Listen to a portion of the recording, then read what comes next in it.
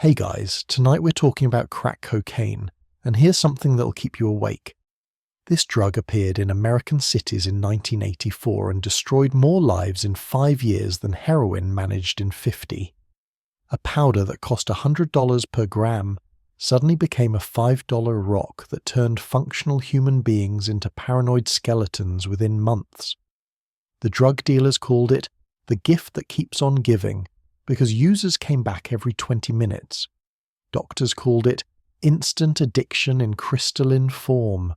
Parents called it the thing that stole their children and never gave them back.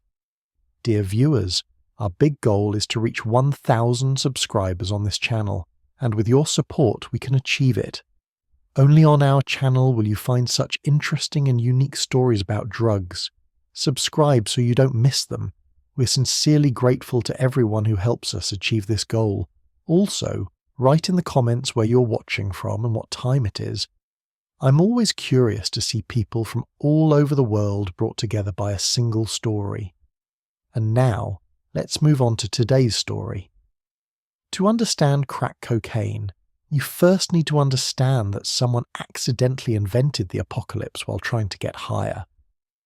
Cocaine hydrochloride had existed since 1859, when German chemist Albert Niemann isolated it from coca leaves. For over a century, people snorted it, injected it, even rubbed it on their gums. The drug produced euphoria, confidence, and energy that lasted maybe 45 minutes. Expensive, yes. Addictive, absolutely. But cocaine addiction developed over years of use, not days. The 1970s turned cocaine into America's glamour drug. Studio 54 in Manhattan, Hollywood parties, Wall Street bathrooms. A gram cost anywhere from $80 to $120, making it the champagne of narcotics. Disco-era excess meant bankers and movie stars hoovered lines off glass tables while pretending they had everything under control. They didn't. But at least their decline happened slowly enough to maintain appearances. Cocaine was a luxury problem, something that affected people with money to waste and careers to ruin gradually. Then someone discovered fire changes everything.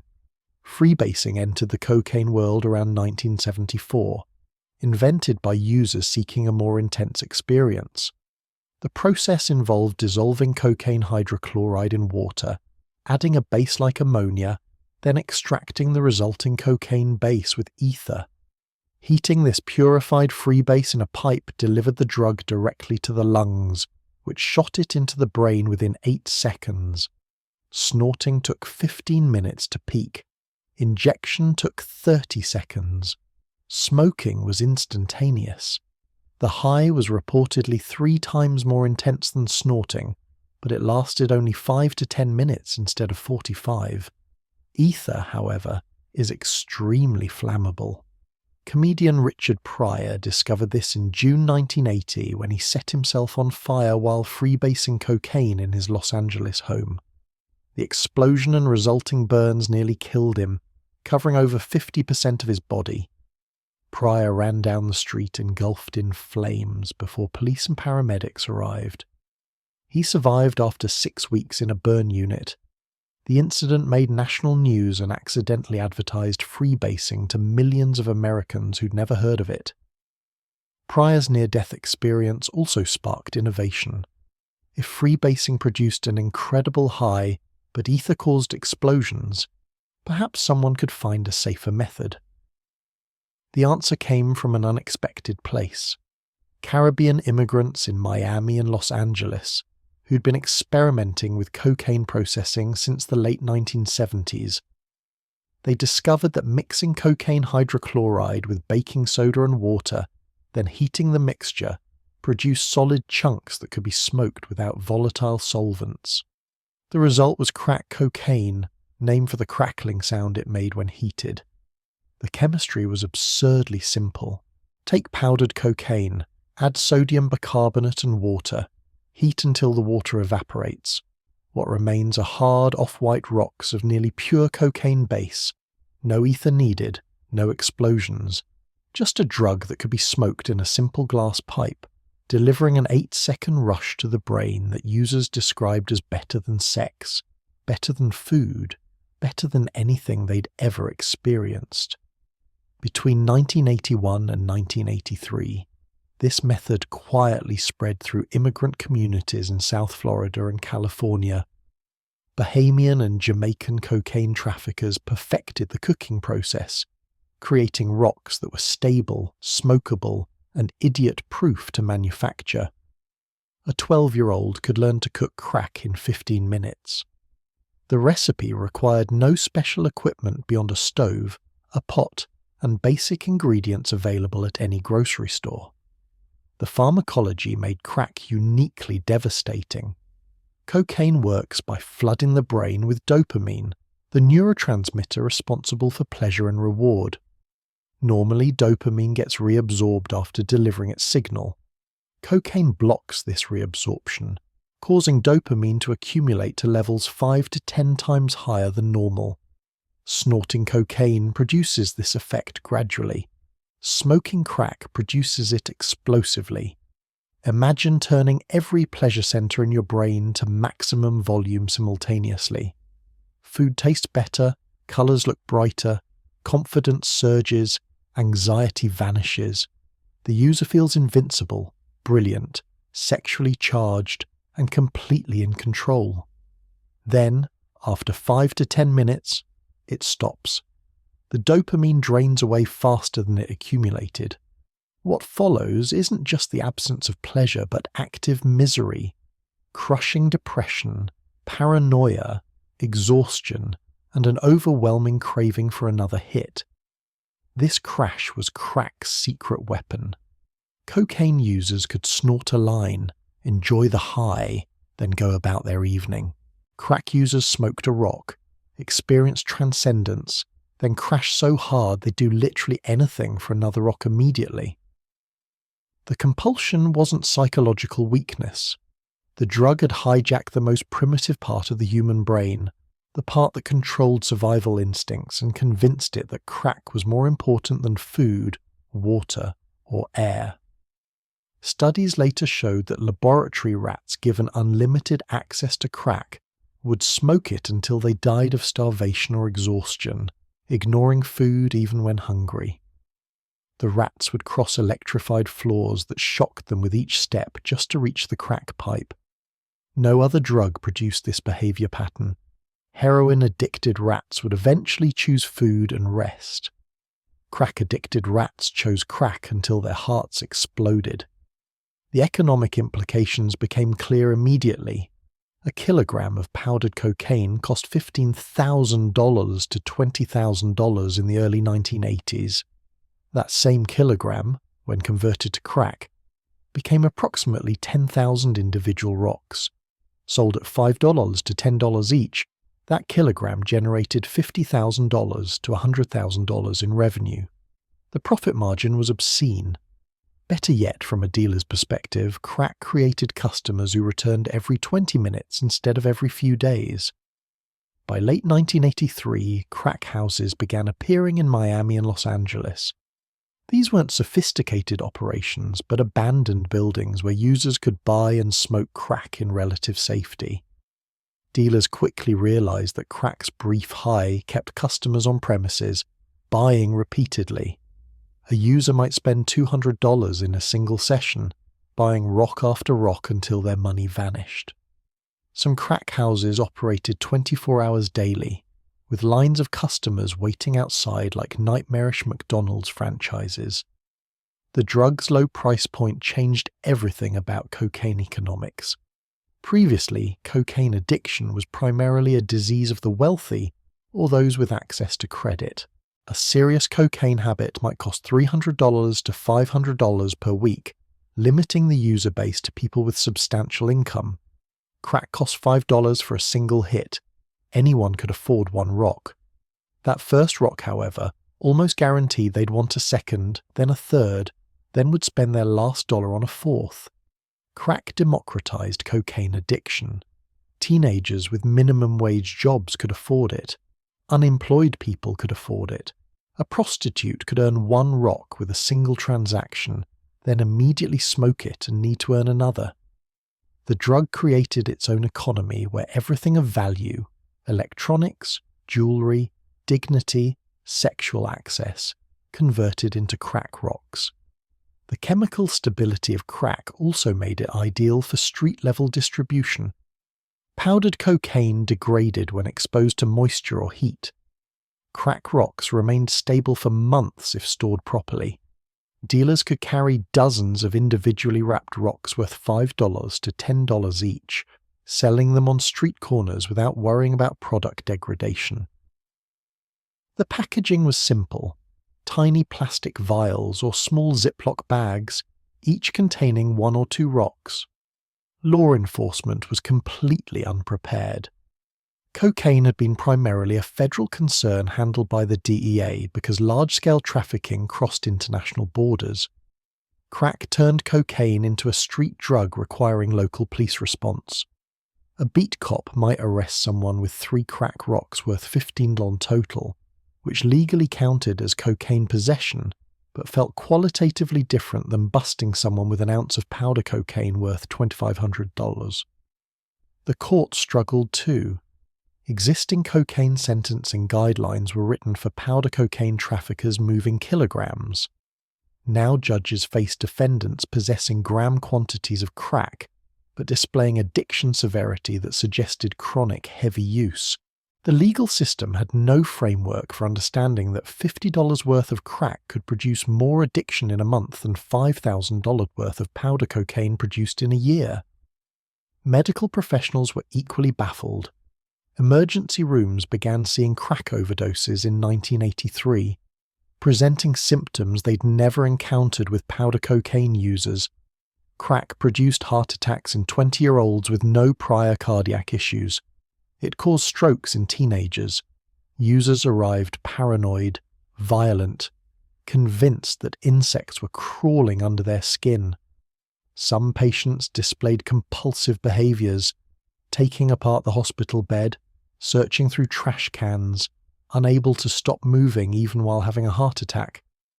The term crack itself didn't enter mainstream vocabulary until 1985. Before then, street names varied: rock, base, gravel, cookies. The New York Times first mentioned crack cocaine in a November 1985 article, almost 2 years after the drug had established itself in major cities. This media lag meant the epidemic spread largely unnoticed by middle-class America, festering in poor urban neighborhoods, while newspapers focused on powder cocaine seizures. By early 1984, crack had moved beyond Miami and Los Angeles. Reports appeared in Houston, Detroit, and New York. Dealers who'd learned the business in Florida or California traveled to other cities, bringing both the product and the cooking knowledge. Some accounts suggest crack was deliberately spread by established cocaine trafficking organizations looking to expand their market to poor consumers previously unable to afford cocaine. The Medellin cartel, led by Pablo Escobar, was producing cocaine in industrial quantities by the mid-1980s. Colombia's cocaine production had exploded from a few tons annually in the 1970s to over 100 tons by 1984. This supply needed markets. Crack solved a distribution problem: how to sell massive quantities of cocaine to people who couldn't afford powder. The cartel didn't necessarily invent crack, but they certainly benefited from its existence and may have encouraged its spread. Everything was in place by late 1984.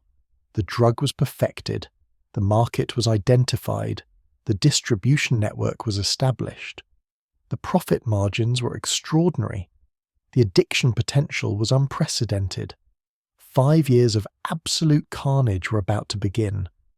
South Central Los Angeles became crack's first killing field in late 1984, transforming from a struggling working-class neighborhood into an open-air drug market within 18 months. The timing was deliberate economic catastrophe. Reagan-era policies had gutted American manufacturing throughout the early 1980s, closing factories that had employed black workers for decades. Firestone Tire, General Motors, Goodyear. all shut down their South Central plants between 1980 and 1983. Unemployment in some neighborhoods exceeded 50%. Into this economic void arrived a drug that cost $5 and made poverty disappear for 10 minutes. Crack dealers set up on corners where laid-off factory workers once caught buses to work. The psychological appeal was vicious. A man who'd lost his 18-per-hour union job could smoke a rock and temporarily feel successful again. A teenager facing zero legitimate opportunities could sell crack and make more in a day than his father had earned in a week at the plant. Ricky Donnell Ross became crack's most successful entrepreneur despite being functionally illiterate. Born in 1960, Ross grew up in South Central and briefly attended college on a tennis scholarship before academic ineligibility ended that dream. By 1982, he was selling powdered cocaine with moderate success. Then, a Nicaraguan immigrant named Oscar Danilo Blandon introduced him to a new product and a new supplier. Blandon was no ordinary drug dealer. He was connected to the Nicaraguan Contra rebels, the anti-communist forces the CIA was covertly supporting in their war against Nicaragua's Sandinista government. Blandon's cocaine came from the Medellin cartel at prices far below market rate, sometimes as low as $10,000 per kilogram when competitors paid $15,000 to $20,000. This price advantage let Ross undercut every other dealer in Los Angeles. The Iran-Contra scandal wouldn't become public until 1986, but the groundwork was already laid. Blandon later testified that he was funneling cocaine profits to Contra forces with the knowledge of CIA operatives. The American government was essentially subsidizing the crack epidemic to fund an illegal war in Central America. Ross didn't know or care about geopolitics. He knew only that Blandon's cocaine was cheap and pure. Ross learned to cook crack in late 1983 from a customer. The process took 15 minutes. The profit margin made his previous cocaine sales look like minimum wage work. A kilogram that cost him $12,000 could become 10,000 rocks worth $50,000 to $100,000 on the street. Ross began moving 1 kilogram per week in early 1984. By mid-1985, he was moving 100 kilograms per week. The mathematics were staggering. 100 kilograms weekly meant Ross was generating between $5 million and $10 million in revenue every 7 days. His organization employed dozens of street dealers, most of them teenagers who'd never held legitimate jobs. A 14-year-old dealer might make $500 to $1,000 daily, just standing on a corner selling rocks. The risk of arrest seemed irrelevant when confronted with more cash than their parents earned in months. Ross's success spawned imitators. By mid-1985, South Central had hundreds of independent crack dealers, some operating alone, others forming crews of 5 to 10 members. Competition for territory became violent quickly. A street corner generating $10,000 weekly was worth killing for. Dealers began carrying guns not for robbery protection, but to defend their sales locations from rival dealers. The street-level economics created perverse incentives throughout the neighborhood. Teenage boys dropped out of school to deal crack. Why study algebra when you could make $5,000 per week selling rocks? Parents discovered their children had more money than they did. Families fractured as sons refused to follow household rules while contributing more to rent than their working parents. The traditional authority structure collapsed. We hope you have already subscribed to our channel, and if not, please do so right now. Our goal is to reach our first 1,000 subscribers. This is very important to us. Only on our channel will you find such interesting and unique stories about drugs. Subscribe so you don't miss them, and we'll get back to the story. Crack houses proliferated like malignant tumors. These weren't someone's residence, but abandoned or foreclosed properties converted into 24-hour drug markets. A typical crack house had security outside, dealers inside distributing rocks, and several rooms where users could smoke their purchases. Some houses provided pipes and lighters. Others sold these accessories separately, extracting additional profit from customers who'd already spent their last dollars on crack. The compulsive nature of crack meant users often arrived with $100 and didn't leave until every penny vanished. They'd buy one rock for $10, smoke it, buy another, smoke it, buy another. This cycle continued until their money ran out. Then they'd leave to acquire more cash through any means necessary: theft, prostitution, selling possessions, returning with money to repeat the cycle. Crack fundamentally rewired human behavior. Users displayed symptoms psychologists had never documented. Mission behavior emerged as a distinct phenomenon.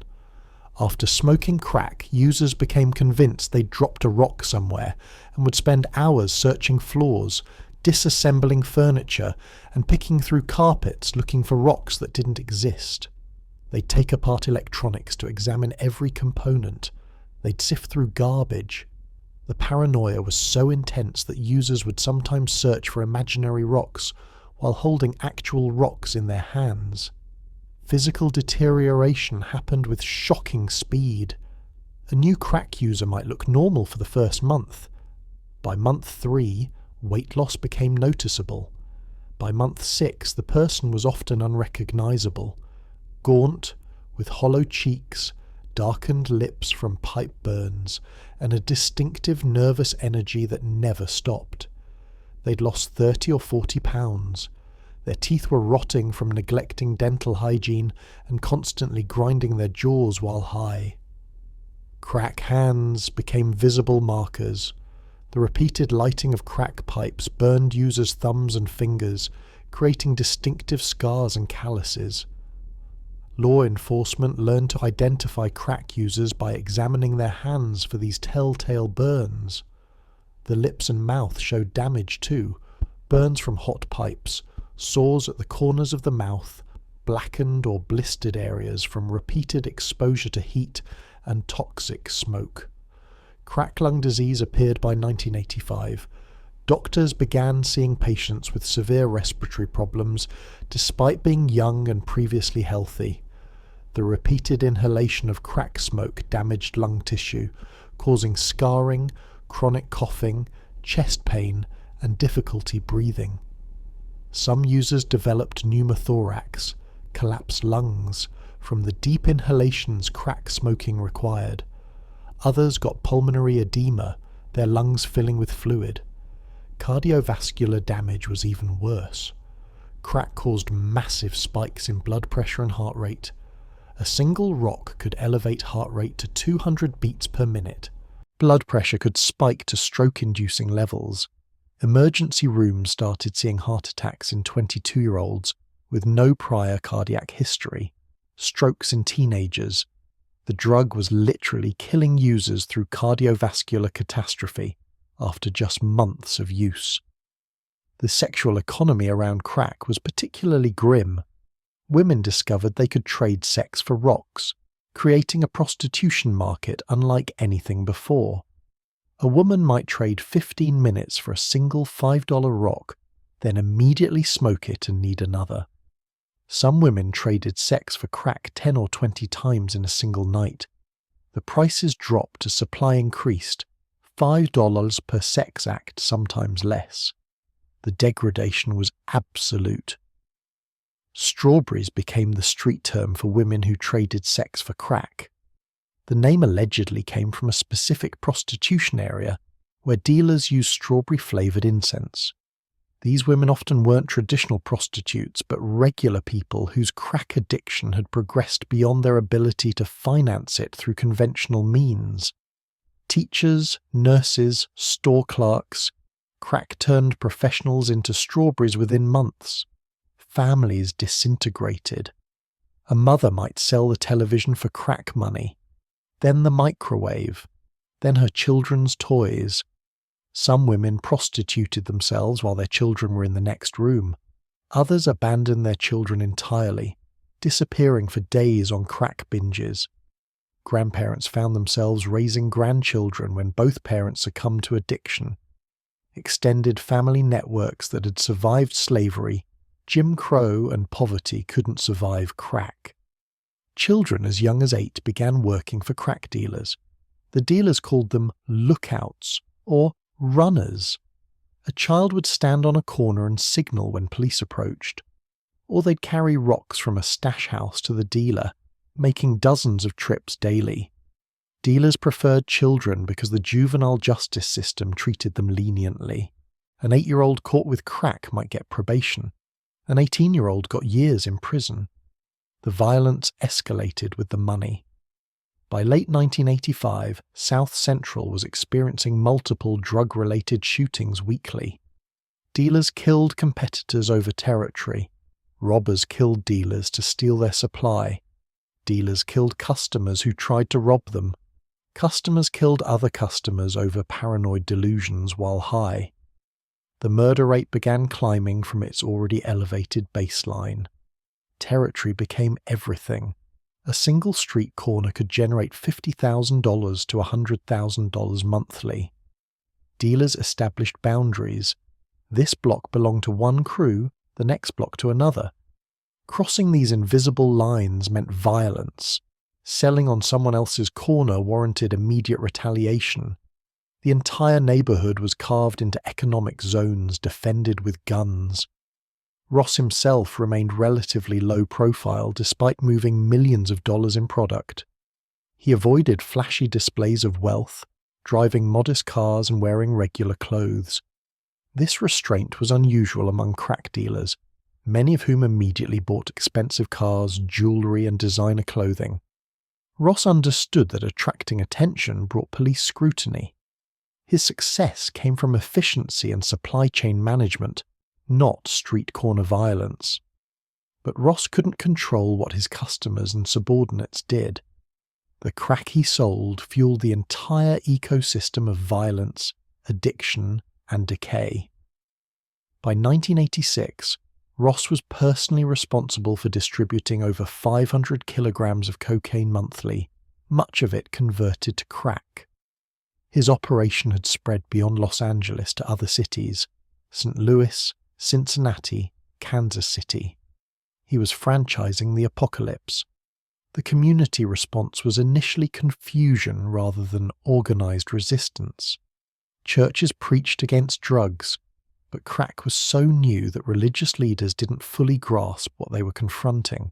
Community organizers who'd successfully fought heroin in the 1970s discovered crack was different, faster, more addictive, more destructive. Their traditional intervention methods failed against a drug that created complete dependence within weeks. Local newspapers began reporting on crack in early 1985, but the stories were buried in back pages. The Los Angeles Times ran occasional articles about rock cocaine without understanding the scale of what was unfolding.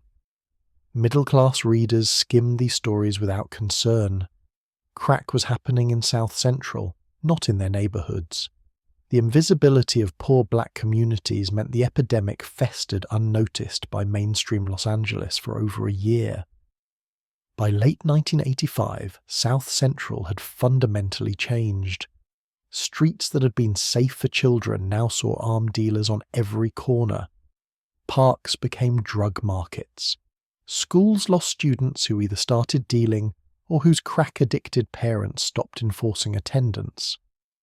The social fabric that held the community together, churches, families, schools, local businesses, was fraying under crack's assault. The speed of this transformation shocked even those living through it. A neighborhood could go from stable to chaotic in 6 months. A family could go from functional to destroyed in 3 months. A person could go from first use to complete addiction in 2 weeks.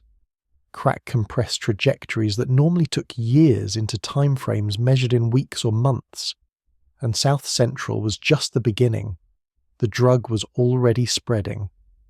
New York City received crack in early 1985 through a deliberate importation system that resembled corporate franchise expansion.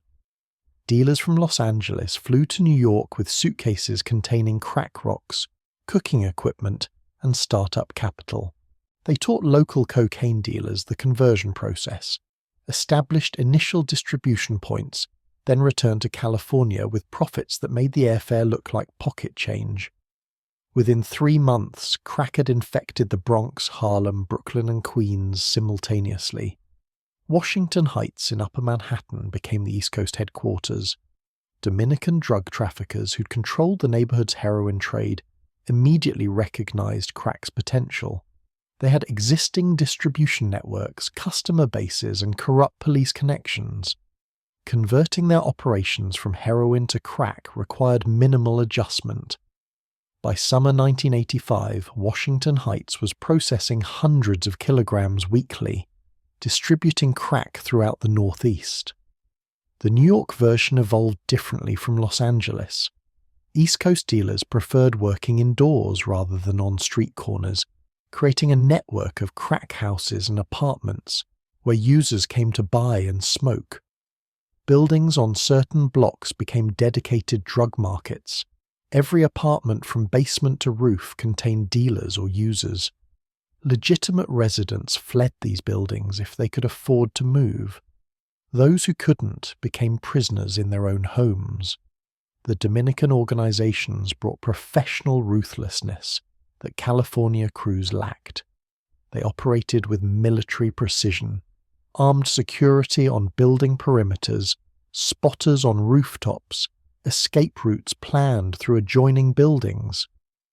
When police raided one apartment, dealers were already operating from another before officers finished processing arrests. The Dominicans treated crack distribution as a legitimate business requiring logistics, personnel management, and strategic planning. Philadelphia received crack in mid-1985 from both New York and Los Angeles sources simultaneously.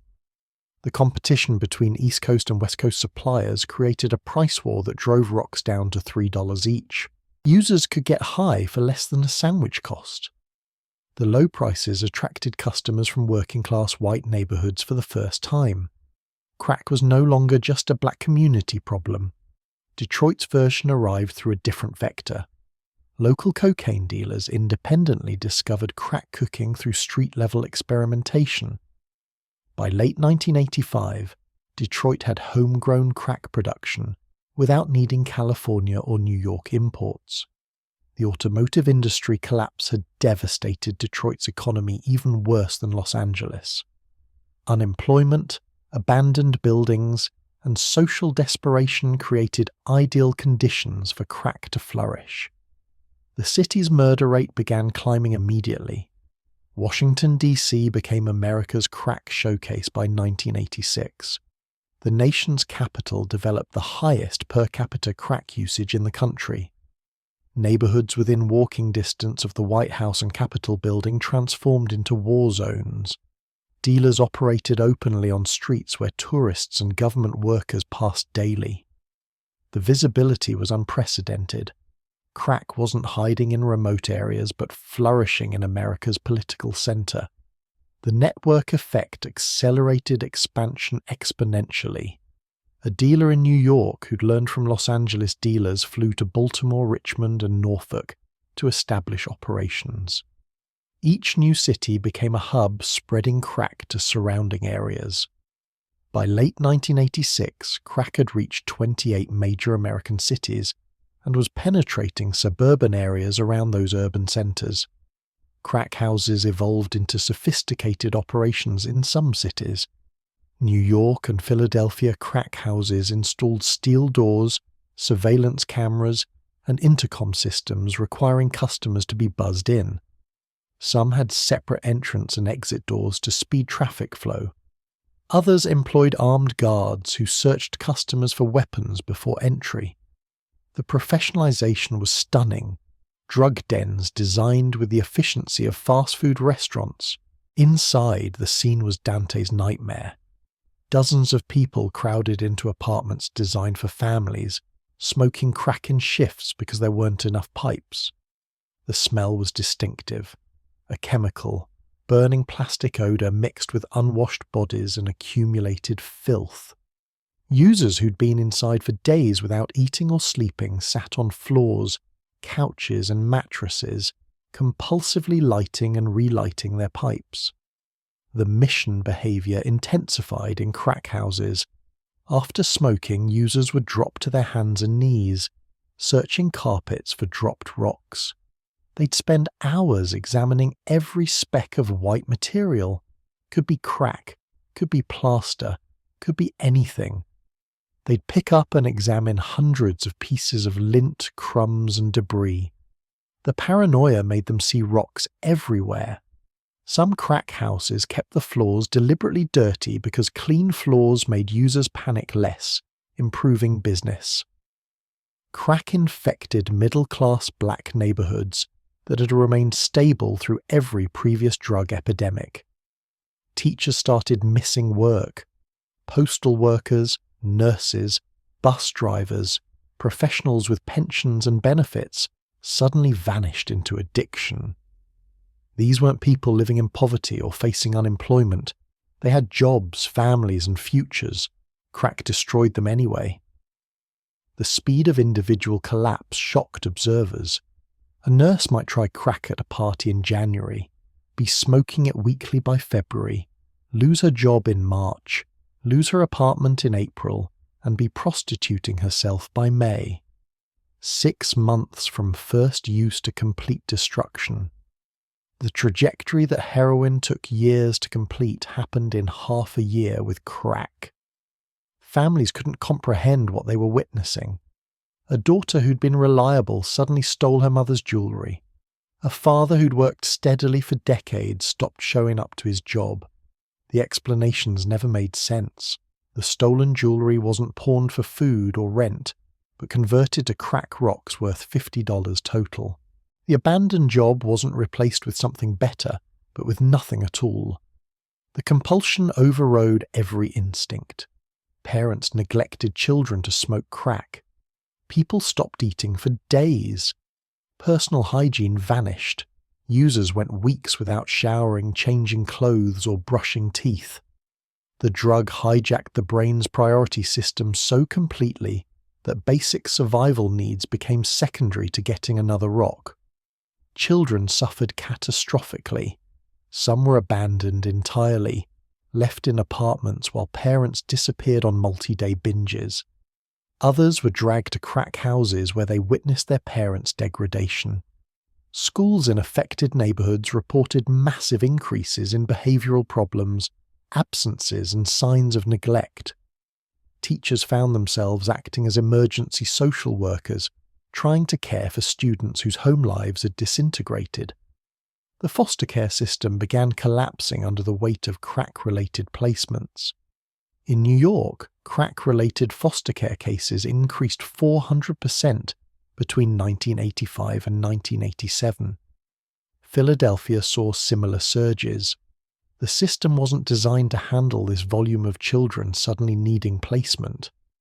Emergency facilities opened to house kids temporarily, but these quickly became overcrowded, understaffed warehouses. Grandmothers became the last line of defense. Women in their 50s and 60s found themselves raising grandchildren when their adult children succumbed to crack. Some grandmothers were raising 5 or 6 grandchildren from multiple crack-addicted daughters and sons. These women, often living on fixed incomes, suddenly had to feed, clothe, and care for young children while emotionally processing their own children's destruction. The multi-generational trauma was unprecedented.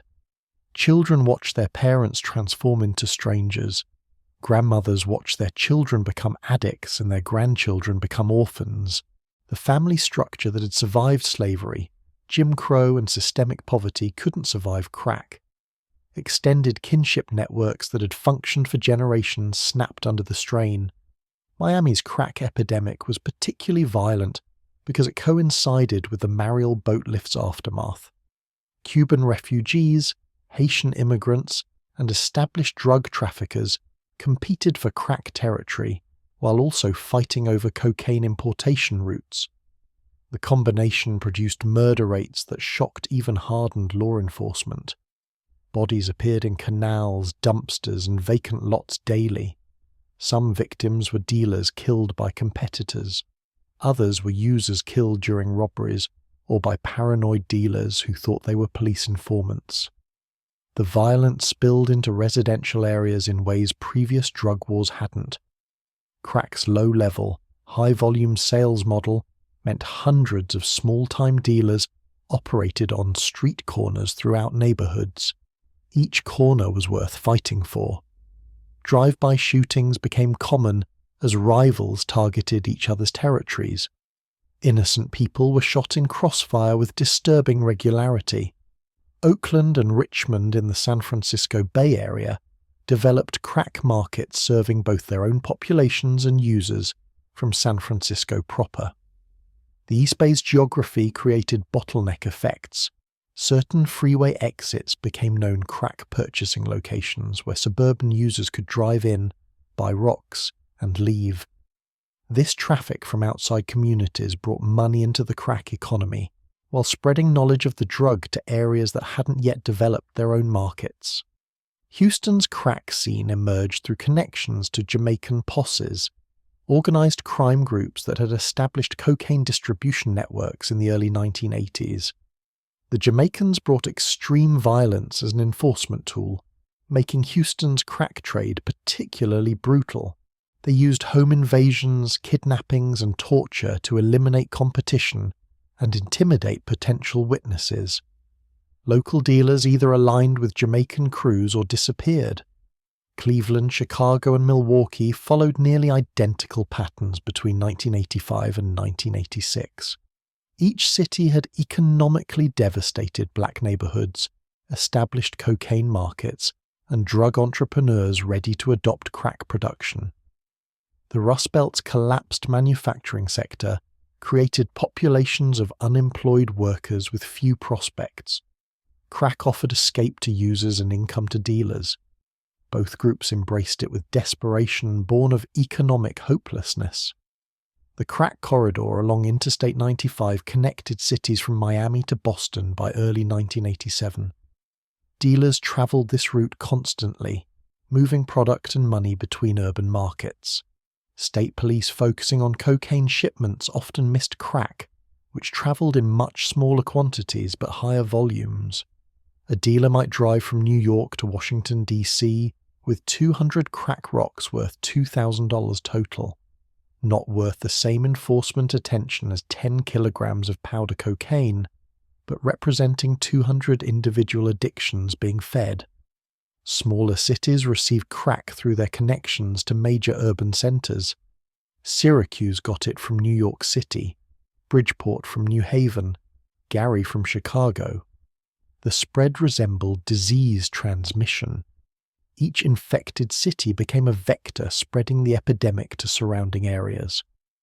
By late 1987, crack had reached cities with populations under 100,000, penetrating deeply into America's urban landscape. The rural spread happened slower, but eventually followed. Crack appeared in small southern towns through returning residents who'd lived in crack-affected cities. A person who'd become addicted in Atlanta would move back to their hometown in Georgia, bringing both addiction and knowledge of crack production. They'd established local markets, teaching others the cooking process. Within months, towns that had never seen crack suddenly had their own dealers and users. The universality was terrifying.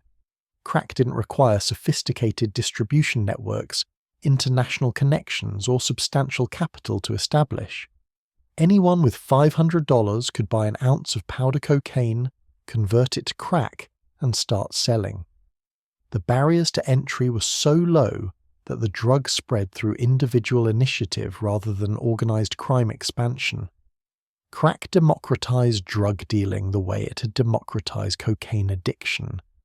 Law enforcement agencies watched helplessly as crack consumed neighborhood after neighborhood. They arrested dealers only to see replacements appear within hours. The profit margins meant losing dealers to arrest was merely a business expense. Organizations could afford to lose dozens of street-level dealers because hundreds more were waiting to replace them. Traditional drug enforcement strategies, arrest suppliers, disrupt distribution, failed against an enemy that could be manufactured in any kitchen.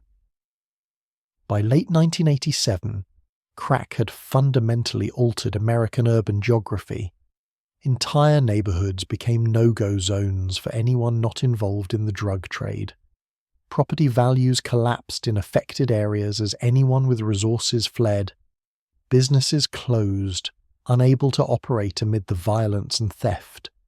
The abandoned storefronts became crack houses, completing the neighborhood's transformation from economic center to drug market. The speed of this national spread, from first appearances in 1984 to presence in nearly every major city by 1987, was unprecedented in American drug history. Heroin had taken decades to achieve similar geographic saturation. Crack accomplished it in 3 years. The murder wave began in 1986 when crack's profitability intersected with youth, desperation, and automatic weapons.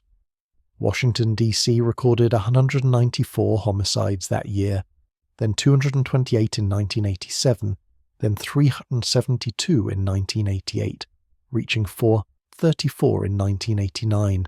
The city earned the title Murder Capital of America, not through organized crime wars but through thousands of small-scale conflicts over street corners worth $50,000 annually. A 14-year-old with an Uzi could control that corner if willing to shoot anyone who challenged him. The dealers were children, not metaphorically young but literally adolescent, boys aged 12 to 17 who'd never held jobs, never finished school, never imagined futures beyond next week. They carried 9mm semi-automatic pistols the way previous generations carried pocket knives. The weapons weren't for show. A dealer might fire his gun 3 or 4 times weekly defending territory, collecting debts, or retaliating for perceived disrespect. Crack crews formed along neighborhood and family lines. 5 or 6 teenagers would claim several blocks, establishing a hierarchy with lookouts on corners, runners carrying product, and shooters providing security. The oldest member might be 19. The youngest could be 10, serving as a lookout because his small size let him hide easily, and his age meant no criminal charges if caught. These crews generated $10,000 to $50,000 weekly, depending on territory quality. The violence economics were brutally simple. A corner generating $30,000 monthly was worth killing for. If eliminating a rival crew required murdering 5 people, that was acceptable business overhead. The crews calculated violence like businessmen calculated inventory costs. Dead rivals couldn't compete. Murdered witnesses couldn't testify. Bodies sent messages that reduced future resistance. Drive-by shootings became standard enforcement tools. A crew would discover that rivals were selling on their territory. Rather than confrontation, they'd load into a car with automatic weapons and spray the corner with gunfire. The goal wasn't necessarily to kill specific people, but to make the location too dangerous for business. If innocent bystanders died, that was unfortunate but irrelevant to the shooters.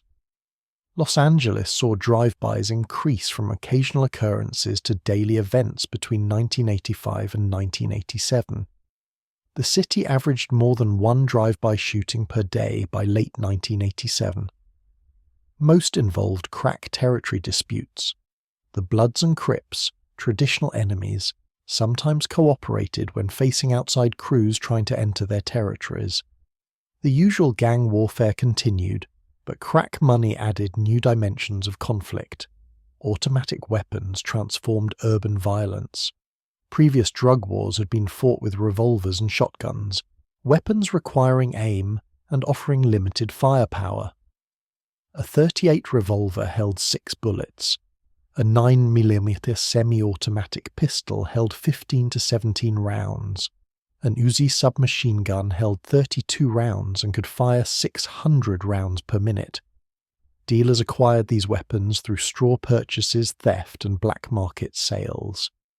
The gun pipeline into crack neighborhoods was vast and mostly legal.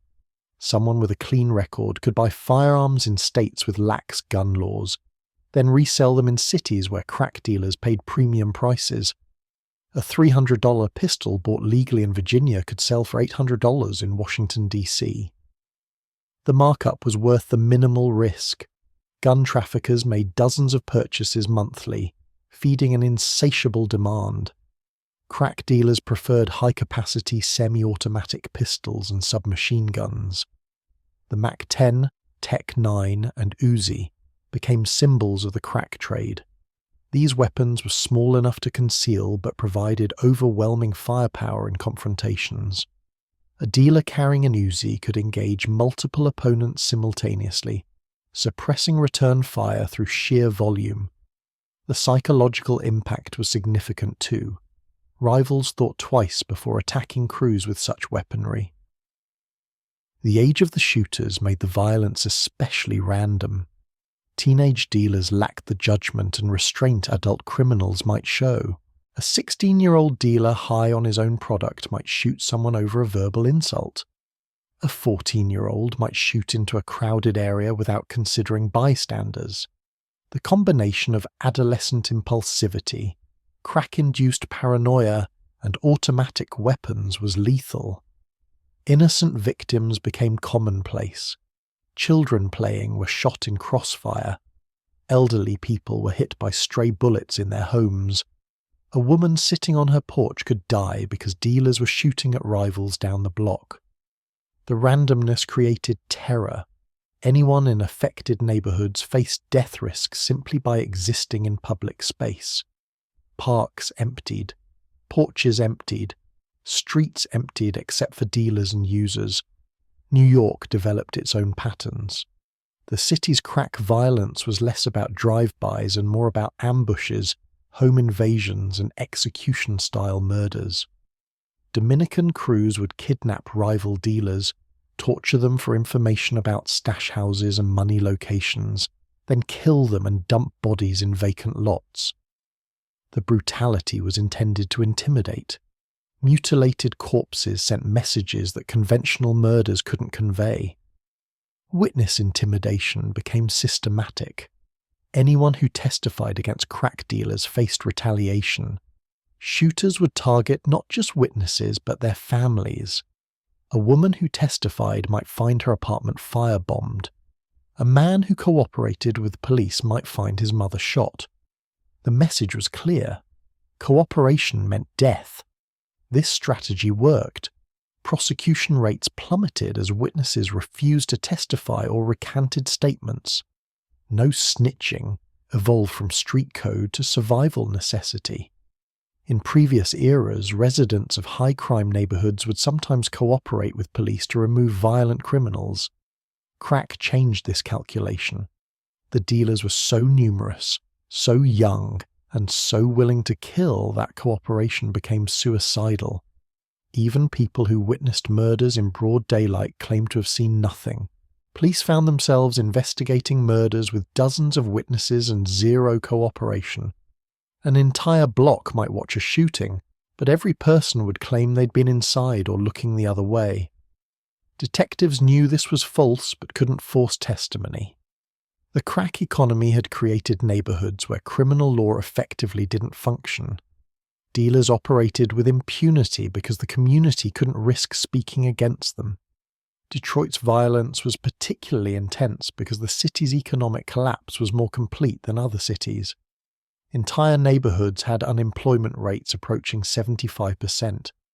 Young men had literally zero legitimate economic opportunities. Crack dealing wasn't a criminal choice competing with legal employment, but the only option available.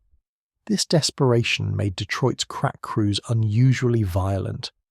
When dealing is your only income source, you defend it absolutely. The city's murder rate climbed from 635 in 1986 to 686 in 1987, making it America's murder capital before Washington, D.C. claimed that title. Most victims were young black men killed by other young black men in crack-related violence. The police clearance rate, murders resulting in arrests, dropped below 50% because witnesses wouldn't cooperate, and physical evidence was often minimal. Philadelphia developed the Lex Diamond model, flamboyant crack dealers who deliberately cultivated public profiles. Unlike Los Angeles' freeway Rick Ross, who stayed low-key, Philadelphia dealers bought expensive cars, jewelry and clothes, advertising their success. This visibility made them targets for both police and rivals. The competitive display created escalating violence as dealers fought not just for territory, but for status and reputation. The status competition drove violence in ways pure economics couldn't explain. A dealer might kill a rival not because the rival threatened his territory, but because the rival was becoming more famous. Reputation was currency in the crack world.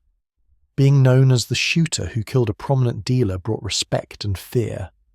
This made even successful dealers vulnerable. Their success marked them for violence from ambitious competitors. Baltimore saw crack violence merge with traditional heroin gang warfare. The city had established drug organizations controlling heroin distribution for decades. When crack arrived, these organizations tried to control it the same way. Younger dealers refused to accept the old hierarchies.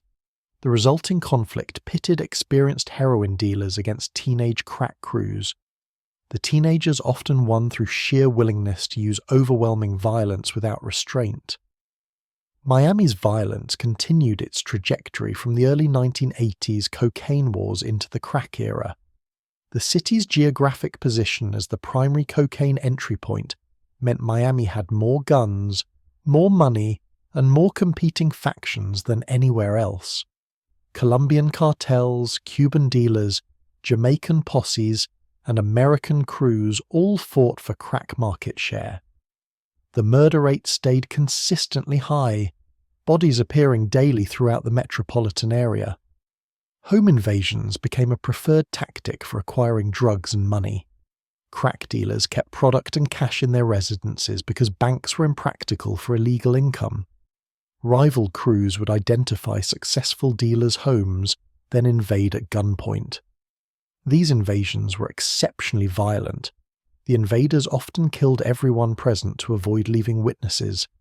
Entire families died in home invasions targeting a single dealer. Women dealers faced particular dangers. Though less common than male dealers, women who sold crack were often more successful because they attracted less police attention and could access customers in ways men couldn't. This success made them robbery targets. Male dealers would rob female dealers, assuming women were less likely to retaliate violently. Some female dealers proved this assumption wrong, becoming shooters themselves to survive in the market. The younger the dealers got, the more violent the market became. A 25-year-old dealer had memories of life before crack and might show restraint. A 15-year-old who'd known nothing but crack since age 10 had no frame of reference for non-violent conflict resolution. These children had grown up watching violence and had internalized it as the normal way to handle disputes. They shot people with the casual indifference of children breaking toys. Crack-induced paranoia added another violence dimension. Users high on crack became convinced that everyone was plotting against them. A dealer who was also a user, common despite the obvious business stupidity, might shoot someone based on paranoid delusions. Customers were shot for imagined theft. Partners were shot for imagined betrayal. The paranoia created violence disconnected from rational calculation. The robbery-murder cycle accelerated. Addicts desperate for crack money would rob anyone, dealers, other users, random people on the street.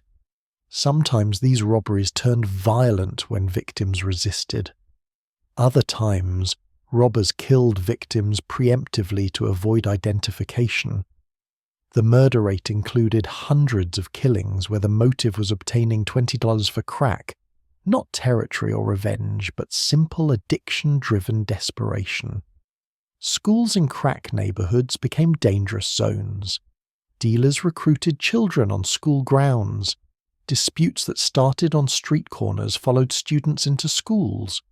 Metal detectors appeared in urban high schools by 1988, screening for weapons. Some schools employed security officers. None of these measures addressed the fundamental problem. Crack money was pulling children out of school into an economy where violence was standard business practice. Teachers watched students disappear into the crack trade. A promising 13-year-old would stop attending classes. 6 months later, the teacher would see him on a corner with a pager and a gun. By age 15, he'd be dead or in prison. This trajectory repeated so often it became predictable. Teachers stopped trying to intervene because intervention required resources that didn't exist, and risked violence that no teacher should face. The intergenerational aspect was particularly bitter. Grandmothers raising grandchildren because their own children were crack addicted lived in constant fear. Their grandchildren faced recruitment by crack dealers who were often their own cousins or siblings. The social networks that normally protected children instead exposed them to the drug trade. A grandmother might forbid her grandson from dealing, but his uncle or older brother was already dealing, making that prohibition meaningless. By 1989, the violence had reached an equilibrium of mutual destruction. Every major crack market had extraordinarily high murder rates. Young black men in urban neighborhoods faced mortality risks comparable to combat zones. The leading cause of death for black males aged 15 to 24 became homicide, mostly crack-related. An entire generation was being killed or imprisoned at rates that eliminated normal life trajectories for hundreds of thousands of young men. Women discovered crack differently than men, but descended faster into complete addiction. The drug had no gender preference in its neurochemistry, but social factors made female crack addiction uniquely catastrophic. Cocaine had traditionally been male-dominated, expensive drugs bought by men with disposable income. Crack's $5 price point eliminated that barrier. By 1986, women represented nearly 40% of crack users, a proportion unheard of in previous cocaine epidemics. The sexual economy emerged immediately and operated with brutal efficiency. A woman could trade 15 minutes of sex for a single rock. She'd smoke that rock, crash within 10 minutes, then need another rock desperately. The cycle could repeat 10 or 20 times in a single night. Women who'd never considered prostitution found themselves trading sex after their second or third time smoking crack. The compulsion overrode every previous moral boundary. Strawberries worked every crack neighborhood by 1987. These weren't career prostitutes, but teachers, nurses, retail workers, mothers, women whose lives had been conventional until crack destroyed them. They traded sex in cars, alleys, abandoned buildings, crack houses. The prices dropped as supply increased. $10 per act, then $5, sometimes as low as $3. Men paid with rocks rather than cash, keeping the women in immediate proximity to their addiction. Dealers sometimes employed women as combination dealers and prostitutes. A woman would sell crack on a corner, then trade sex with customers who wanted both services. This arrangement was profitable. The dealer collected money from drug sales and provided sex as a customer retention tool. The women were paid in crack, ensuring they never accumulated money to escape. The system was designed for perpetual captivity. Pregnancy under crack addiction produced a medical crisis unlike anything doctors had encountered. Pregnant cocaine users had existed before crack, but their numbers were small and their use was typically intermittent. Crack-addicted pregnant women smoked daily or multiple times daily, exposing fetuses to cocaine throughout development. The physiological impacts were severe and immediate. Cocaine constricts blood vessels throughout the body, including those in the placenta. This constriction reduced oxygen and nutrient delivery to the fetus.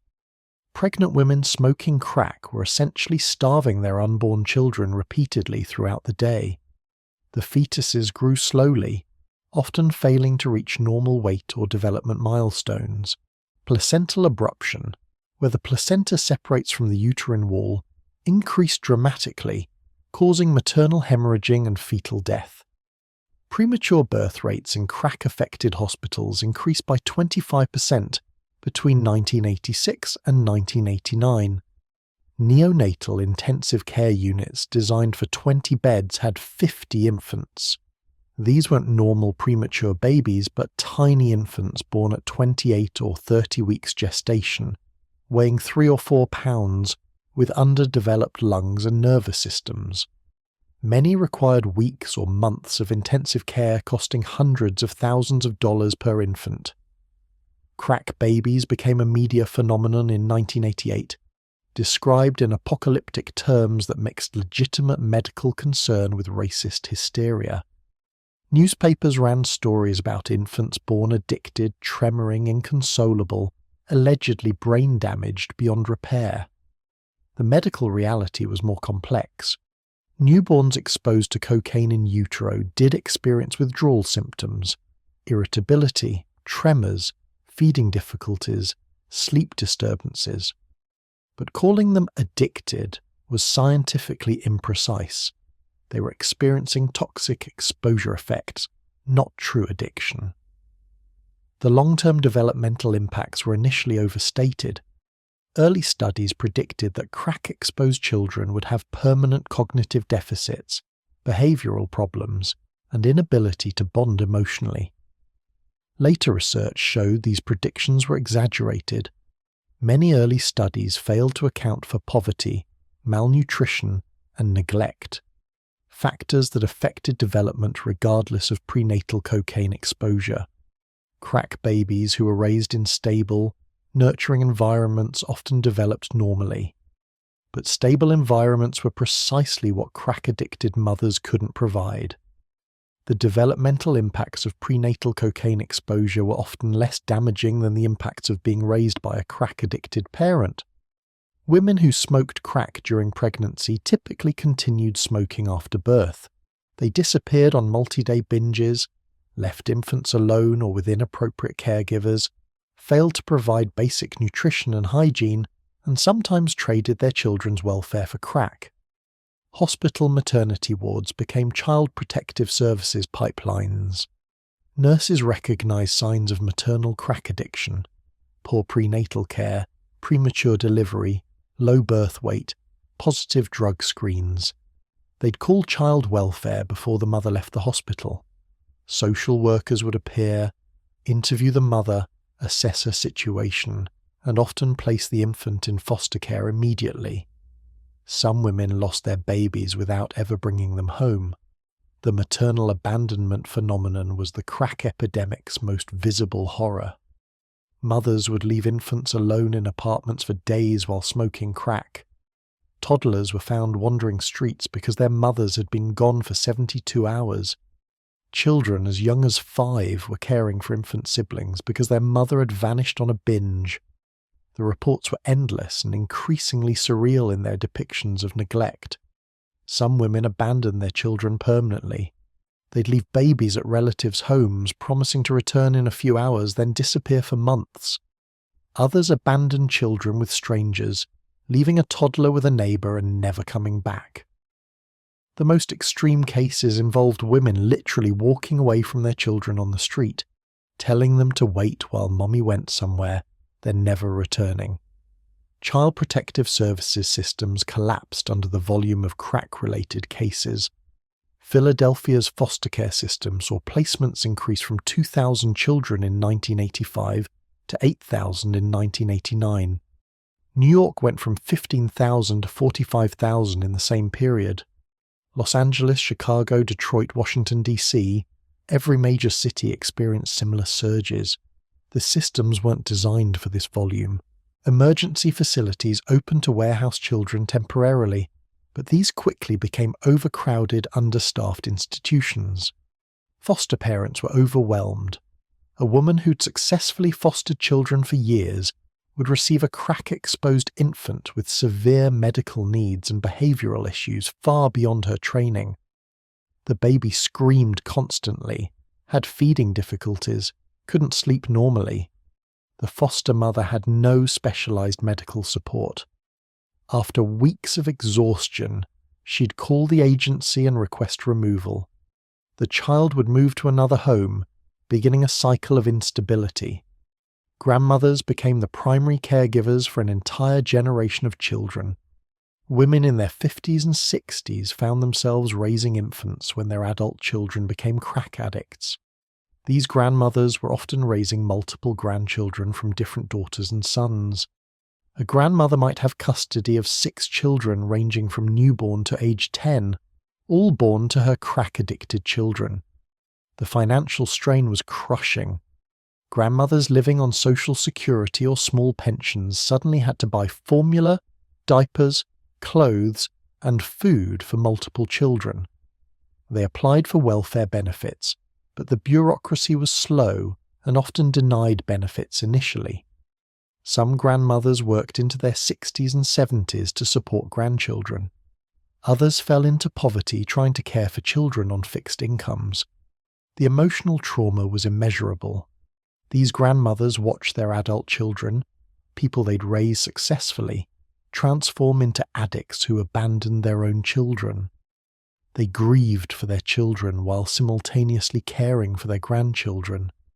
Many experienced depression, anxiety, and stress-related health problems. Some died prematurely from the strain, creating yet another crisis as the grandchildren lost their primary caregiver. The crack-addicted mothers themselves were often victims as much as perpetrators. Many had been sexually abused as children, had untreated mental health issues, had experienced domestic violence, or had grown up in poverty with limited opportunities. Crack offered temporary escape from lives that were already painful. Once addicted, they became trapped in a cycle where crack was simultaneously the cause of their problems and the only relief from those problems. Some women maintained partial functioning. They'd work during the day, then smoke crack at night. They'd care for their children adequately for weeks, then disappear on a binge. The inconsistency was often worse for children than complete abandonment. They never knew which version of their mother they'd encounter. A child might come home from school to find their mother sober and cooking dinner, or find the apartment empty with their mother gone for days. The women who traded sex for crack faced additional layers of degradation and danger. They had no condom negotiation power when desperate for their next rock. Dealers and customers refused condoms, knowing the women's addiction made them powerless to insist. HIV rates among female crack users began climbing in 1987, though the full extent wouldn't be measured for years. The combination of crack and AIDS created a double epidemic. Sexual violence against crack-addicted women was endemic and mostly unreported. Men knew these women were desperate and powerless. Rape was common. Group sexual assault was common. Women were sometimes forced to perform sex acts with multiple men for a single rock. The violence wasn't incidental but baked into the economy. Vulnerable women were exploited systematically because their addiction made them incapable of protecting themselves. Pregnancy prevention was nearly impossible. Women in active crack addiction rarely accessed healthcare. Birth control required planning and consistency that addiction made impossible. Many women had multiple pregnancies during their crack addiction, giving birth to several drug-exposed children in quick succession. Each child was typically removed by protective services, creating a cycle where women were perpetually pregnant or postpartum but never parenting. The psychological impact of losing children to protective services compounded the addiction. Women who'd lost custody of their children felt such guilt and shame that crack became the only way to manage those emotions. They'd use crack to forget they'd lost their children, which ensured they'd never regain custody, which produced more guilt requiring more crack to manage. The cycle was perfectly self-perpetuating, Some women did recover, usually after hitting absolute bottom. They'd wake up in a hospital after nearly dying, or get arrested and forced into treatment, or have a moment of clarity that broke through the addiction. Recovery required extensive treatment, social support, and often years of work. Even successful recovery didn't undo the damage. Children were gone, relationships destroyed, years lost. The women who recovered faced crushing guilt. They'd remember abandoning their children, trading sex for drugs, stealing from family. These memories were accurate, not distorted by addiction. They'd actually done these things. Living with that knowledge while trying to rebuild their lives required extraordinary psychological strength. Many relapsed because sobriety meant confronting memories too painful to bear. Family reunification after crack addiction was complicated and often impossible. A mother who'd lost custody of her children to her own mother couldn't simply reclaim them after getting sober. The children had bonded with their grandmother. They remembered their mother disappearing. They didn't trust her. The courts were reluctant to return children to mothers with recent addiction history. Even successful recovery didn't necessarily restore motherhood. The crack-exposed children who remained with addicted mothers faced developmental challenges that had nothing to do with prenatal drug exposure and everything to do with postnatal neglect. Children learned not to cry because no one responded. They learned to feed themselves as toddlers because their mothers were too high to provide meals. They raised themselves, and the developmental impacts of that self-raising were often more severe than any prenatal cocaine exposure. By 1989, hospitals, child welfare agencies and courts were overwhelmed with crack-related child welfare cases. An estimated 100,000 to 375,000 drug-exposed infants were born annually at the epidemic's peak, though exact numbers were difficult to establish. Foster care systems had doubled or tripled in size. Thousands of grandmothers were raising grandchildren. Tens of thousands of women were trapped in addiction that destroyed their capacity to mother. The crack baby narrative eventually shifted as research matured. Scientists realized that poverty, not prenatal cocaine exposure, was the primary developmental threat. But this realization came too late for the thousands of women who'd lost their children based on exaggerated predictions of drug-related damage. It came too late for children removed from mothers who might have successfully parented with proper support rather than condemnation. Len Bias died on June 19, 1986, 40 hours after the Boston Celtics selected him as the second overall pick in the NBA draft. The University of Maryland basketball star had a bright professional future that ended in a dorm room where he snorted cocaine with friends celebrating his selection. The cocaine triggered a fatal cardiac arrhythmia. Bias collapsed, went into seizures, and died before paramedics could save him. He was 22 years old. The death created national hysteria despite having nothing to do with crack. Bias had used powder cocaine, but the media and politicians conflated all cocaine into a single narrative. Within weeks, crack became the focus of congressional attention in ways the epidemic hadn't generated during its first 2 years. The timing was politically convenient. 1986 was an election year, and both Democrats and Republicans competed to demonstrate toughness on drugs. House Speaker Tip O'Neill, a Massachusetts Democrat representing Boston, took Bias's death personally and politically. The basketball star was a Maryland product, but the Celtics connection made the death resonate in O'Neill's district. The speaker pushed for immediate drug legislation, threatening to bypass normal committee processes. Democrats saw crack as an opportunity to neutralize Republican advantages on crime issues. Republicans saw it as validation of their law and order platform.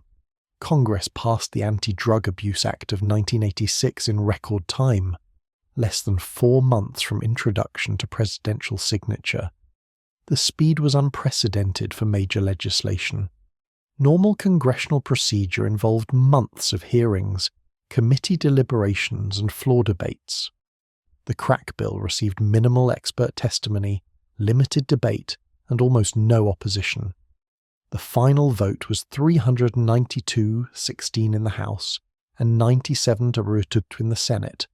The bill's centerpiece was mandatory minimum sentences tied to drug quantities. 5 grams of crack triggered a 5-year mandatory minimum sentence. 50 grams triggered 10 years. These quantities were shockingly small. 5 grams of crack was approximately 50 individual rocks worth $250 on the street. A low-level dealer could possess 5 grams. The law made no distinction between dealers and users, meaning someone caught with 5 grams for personal use faced 5 years in federal prison. Powder cocaine received dramatically different treatment. The law required 500 grams of powder cocaine to trigger the same 5-year sentence that 5 grams of crack received. This created a 100-to-1 sentencing disparity between chemically identical drugs. The only difference was the form. Crack was powder cocaine mixed with baking soda and water, yet possessing crack brought sentences 100 times harsher than possessing the cocaine it was made from. Congress justified this disparity by claiming crack was more addictive, more violent, and more dangerous than powder cocaine. These claims had minimal scientific support. Crack was indeed more addictive because smoking delivered cocaine faster than snorting, but the drug itself was chemically identical. The violence associated with crack was a function of its markets, poor urban neighborhoods with street-level dealing, not the drug's pharmacology. Powder cocaine markets were violent too when large quantities and money were involved. The real explanation was simpler and more sinister. Crack was predominantly used and sold in black urban communities, while powder cocaine was associated with white suburban and professional users. The law effectively criminalized black cocaine use while treating white cocaine use far more leniently. Congress didn't explicitly state this racial motivation, but the disparate impact was immediate and obvious. Federal prosecutors brought crack cases disproportionately against black defendants. By 1992, 92% of federal crack defendants were black, despite evidence that white Americans used crack at comparable or higher rates than black Americans. The sentencing disparity meant black defendants received drastically longer sentences than white defendants for functionally equivalent crimes. A black teenager with 5 grams of crack got 5 years. A white stockbroker with 500 grams of powder got the same sentence. State legislatures followed the federal model, enacting their own mandatory minimums and sentence enhancements for crack offenses. New York's Rockefeller drug laws, already harsh, were expanded to include crack-specific penalties. California passed laws allowing prosecutors to seek enhanced sentences for crack sales near schools, a provision that affected urban neighborhoods far more than suburban areas because urban areas had higher school density. The schoolyard enhancement laws demonstrated the policy's discriminatory impact. In dense urban neighborhoods, almost every location was within 1,000 feet of a school. A dealer selling crack on any corner likely fell within this zone, triggering automatic sentence enhancements. Suburban areas had more dispersed schools, meaning fewer locations fell within enhancement zones. The law was race-neutral on its face, but racially discriminatory in application. 3 strikes laws emerged in multiple states between 1988 and 1994, mandating life sentences for third felony convictions. These laws applied to all felonies, but crack offences frequently supplied the convictions triggering life sentences. A person convicted of crack possession at age 19, again at 21, and again at 23, could receive life in prison for non-violent drug offences. The laws eliminated judicial discretion. Judges had no choice but to impose life sentences regardless of circumstances. The federal prison population exploded. In 1985, approximately 40,000 people were incarcerated in federal prisons. By 1995, that number exceeded 100,000. Crack offences accounted for the majority of this increase. The Bureau of Prisons built new facilities constantly and still operated over capacity. Prisoners slept in gymnasiums and converted storage rooms because cell space couldn't keep pace with the inmate influx. State prison systems experienced similar growth. California's prison population increased from 50,000 in 1985 to 125,000 in 1995. New York went from 35,000 to 70,000. Every state with significant crack markets built new prisons or expanded existing ones. The construction costs were staggering. Billions of dollars spent on facilities to house drug offenders. Counties built new jails. Cities expanded holding facilities. The racial demographics of this incarceration wave were stark.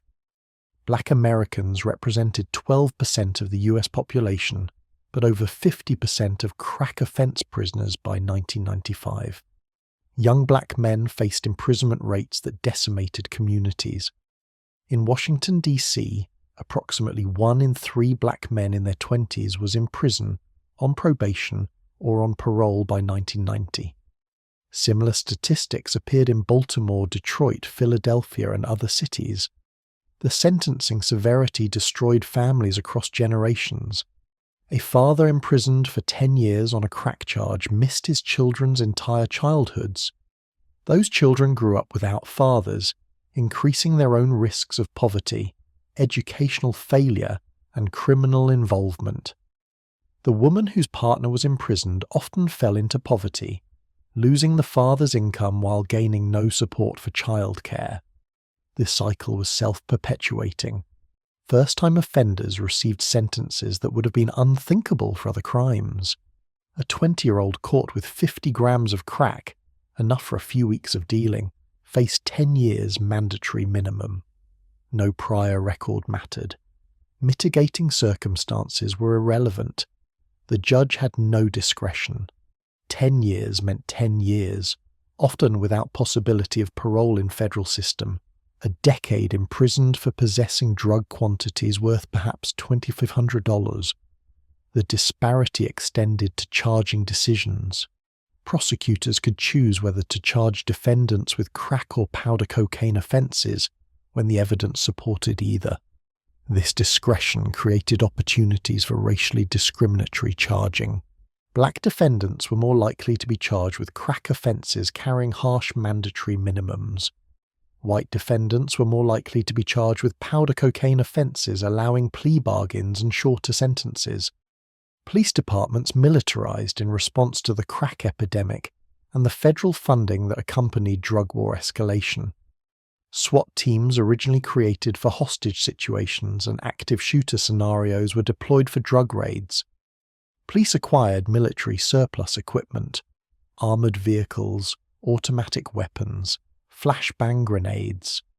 Drug raids on residential addresses became paramilitary operations with officers in tactical gear breaking down doors at dawn. The no-knock warrant became standard procedure. Police obtained judicial permission to enter homes without announcement, ostensibly to prevent evidence destruction. These raids were terrifying for residents and dangerous for everyone involved. Police sometimes raided wrong addresses based on faulty intelligence. Innocent people were injured or killed when police burst into homes unannounced. The residents, thinking they were being robbed, sometimes tried to defend themselves, resulting in shootouts. Asset forfeiture laws allowed police to seize property allegedly connected to drug activity without convicting anyone of crimes. A person arrested with crack in their car could lose the car permanently even if charges were later dropped. A house where crack was found could be seized even if the owner wasn't present or aware of the drugs. These laws created perverse incentives. Police departments funded themselves through seizures, giving them financial motivation to focus on drug arrests. The drug war funding mechanism essentially bribed local police departments to prioritize drug enforcement. Federal grants paid for overtime, equipment, and additional officers specifically for drug operations. Departments that made more drug arrests received more funding. This created pressure to maximize drug arrest numbers regardless of whether those arrests reduced actual drug availability or violence. Community policing relationships disintegrated under this enforcement model. Police weren't walking beats and building trust, but conducting militarized raids and mass arrests. Residents of crack-affected neighborhoods wanted relief from violence and disorder, but the police response often felt like occupation rather than protection. Young black men faced constant stops, searches, and arrests for low-level drug possession. The mutual distrust destroyed any possibility of cooperation. The political theatre accompanying these policies was shameless. First Lady Nancy Reagan launched the Just Say No campaign in 1986, encouraging children to refuse drugs through willpower alone. The campaign ignored addiction's neurological basis, the role of poverty and trauma, and the lack of treatment availability. It was essentially telling people drowning in the ocean to just swim better while offering no life preservers. President Reagan himself had contributed to the crack epidemic through policies that devastated urban economies and indirectly through the Iran-Contra affairs cocaine for weapons arrangements. Yet he positioned himself as tough on drugs, signing harsh sentencing laws while gutting treatment funding. The administration spent billions on enforcement and interdiction, but cut treatment and prevention programs. The priority was clearly punishment, not public health. Media coverage amplified the panic with racist undertones. News stories featured black crack users and dealers almost exclusively, despite crack use occurring across all racial groups. The coverage emphasized crack's presence in black neighborhoods while ignoring its presence in white communities. This selective reporting reinforced stereotypes of black criminality and helped justify the racially discriminatory law enforcement response. The crack baby coverage was particularly harmful. Media reports described an entire generation of children allegedly brain damaged by prenatal cocaine exposure, using language suggesting these children were irredeemable. The coverage rarely mentioned that poverty, malnutrition, and neglect were more significant developmental threats than prenatal drug exposure. The narrative positioned crack-affected communities as damaged beyond repair, justifying abandonment rather than investment. Congress held hearings featuring emotional testimony from police, prosecutors, and victims while mostly excluding public health experts, addiction specialists, and community leaders. The hearings were designed to generate headlines rather than inform policy. Witnesses described crack's devastation without addressing the social conditions that made communities vulnerable to drug epidemics. The focus was entirely on supply reduction and punishment, rather than demand reduction and treatment. The laws passed with bipartisan support, insulating them from criticism. Democrats and Republicans both voted for harsh crack sentences. This consensus meant neither party could effectively challenge the policies later without appearing soft on crime. The political incentives all pointed toward escalation. Being tougher on drugs was always politically safer than questioning whether the approach was working. By 1990, the carceral response to crack had imprisoned hundreds of thousands of people, primarily black Americans, for non-violent drug offences. The sentences were often longer than those given for violent crimes. A person could receive more time for selling crack than for rape or assault. The disparity was grotesque but politically protected because crack defendants lacked political power and the imprisoned can't vote. The crack epidemic reached maximum destruction in 1989 and then began to recede in ways that confused experts who'd predicted endless escalation. Emergency room admissions for crack-related issues peaked that year at 142,000 nationally, then declined. Crack arrests plateaued and started dropping. Murder rates in the most affected cities began falling in 1991, 1992. The apocalypse everyone had assumed would last forever was somehow ending. The first-generation users were dying, imprisoned, or burned out beyond recovery. Between 1984 and 1989, crack had essentially consumed everyone susceptible to its particular form of destruction. The people most vulnerable to instant addiction had already become addicted. Those who survived 5 years of crack use were either the rare individuals with unusual resistance to addiction, or people whose use never escalated to destructive levels. The pool of new potential users was shrinking. The survivor effect created organic community resistance. Younger people watched their older siblings, cousins, and neighbors destroyed by crack. They saw the physical deterioration, the psychological damage, the violence, and the incarceration. Unlike the first generation that encountered crack without knowledge of its effects, the second generation grew up surrounded by cautionary examples. The drug lost its appeal when everyone knew multiple people whose lives it had destroyed. Crack dealers themselves were increasingly avoiding their product. The early entrepreneurial dealers like Freeway Rick Ross had generally not used crack. They understood it was bad for business. But by 1989, many street-level dealers were using their own supply, which meant they were addicted, paranoid, and unreliable. The business model was collapsing from within as the workforce consumed the product they were supposed to sell. The violence had made crack dealing too dangerous even for hardened criminals. When 15-year-olds with automatic weapons were killing each other over street corners, when drive-by shootings happened daily, when every transaction carried murder risk, the profession lost appeal.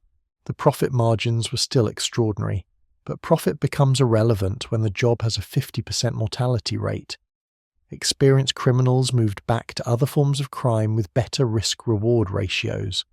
The crack territories themselves had been so devastated they were no longer profitable markets. Entire neighborhoods had collapsed economically. The customer base was dead, imprisoned, or had no money left to steal. Property values had plummeted, businesses had fled, and the remaining population was either too poor to buy crack or too traumatized to start using.